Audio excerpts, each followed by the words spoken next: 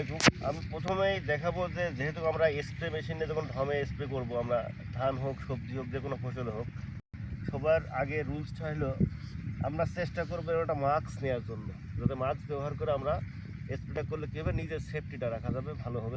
নিজের সেফটিটা সবার গুরুত্বপূর্ণ আগে।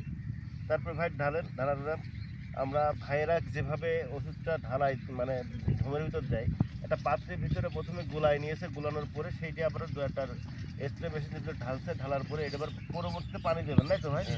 পানি দিয়ে বাদ বাকি পানি দিয়ে এটা মিক্সড করে তারপরে আমরা মূল জমিতে প্রয়োগ করছি। এইটাই দেখালাম জাস্ট। তারপরে আমরা কোন অঞ্চলে এখন এই জিনিসটা আছে, এই অঞ্চলের নাম কি ভাই? রামচন্দ্রপুর। ভাইয়ের নাম কি? সবুজ হোসেন। আমরা রামচন্দ্রপুর সবুজ হোসেন ভাইয়ের এই জমিতে আসছি। ভাই এখন এই কিসে স্প্রে করবেন? এটা ডাটাতে স্প্রে করবে। আমি জানতাম না ডাটাতে এরকম সুন্দরভাবে মানে স্প্রে চলে। ডাটাটা এমনিতেই সাধারণত হয়ে থাকে। তারপরে স্প্রে করলে আরেকটু ভালো হয়, বড়ো হয়, সতেজ হয়, যে কারণে স্প্রেটা করা। পোকামাকড় আক্রমণ লাগবে, গাছটা ভালো থাকে, সবুজ সতেজ হয়।